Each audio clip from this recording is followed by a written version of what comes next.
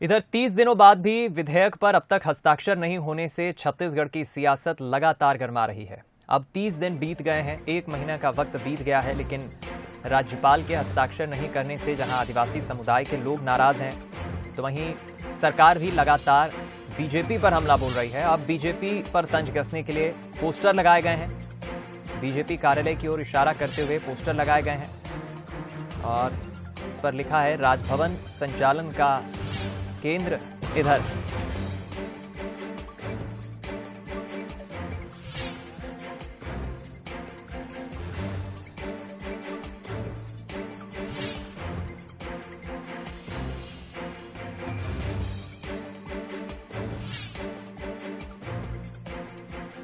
चलिए हम रुक करेंगे, हमारी संवाददाता दामिनी बंजारे हमारे साथ जुड़ गई इस खबर पर बातचीत करने के लिए।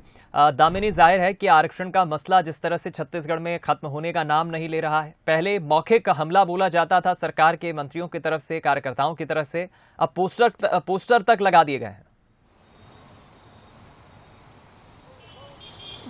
जी दीपक जी, जो आरक्षण का मुद्दा है उसे लेकर जो राजनीति है वो चरम पर है, जहां पे लगातार बीजेपी और कांग्रेस जो है वो एक दूसरे पर आरोप लगाते आई है कि किसी कारणवश बीजेपी का ये आरोप रहता है कि कांग्रेस की वजह से ये आरक्षण जो है वो पास नहीं हो पाया। वहीं कांग्रेस के अलावा कांग्रेस का आरोप रहता है कि बीजेपी की वजह से जो आरक्षण है वो पास नहीं हो पा रहा है।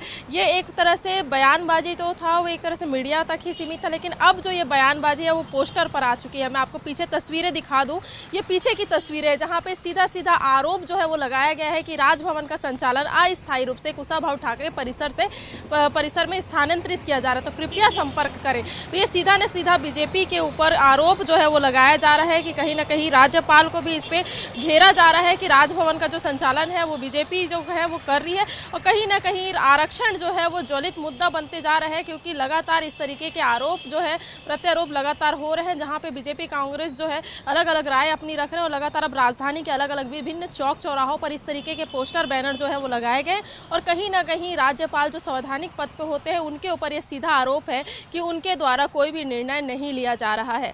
तो यही देखना होगा कि कब तक इस पर आरक्षण पर जो बिल है वो पास होता है, कब तक राज्यपाल का इस पर जो बात है वो सामने आती है। इसके साथ ही क्या कुछ इस पर कांग्रेस का और बीजेपी का कहना होगा यह भी देखना होगा, कब तक आरक्षण का बिल जो है पास होता है, क्योंकि ऐसे बहुत से छात्र छात्राएं हैं जिनका एग्जाम भी जो है वो आरक्षण की वजह से रुक चुका है।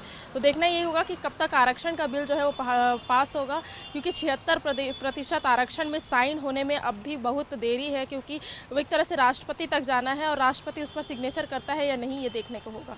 चलिए बहुत शुक्रिया आपका दामिनी, इस खबर पर हमारे साथ जुड़ने के लिए, बातचीत करने के लिए। देखना होगा अब आरक्षण का मसला आखिर कब समाप्त होता है, कितना वक्त लगेगा इस मसले को शांत होने में।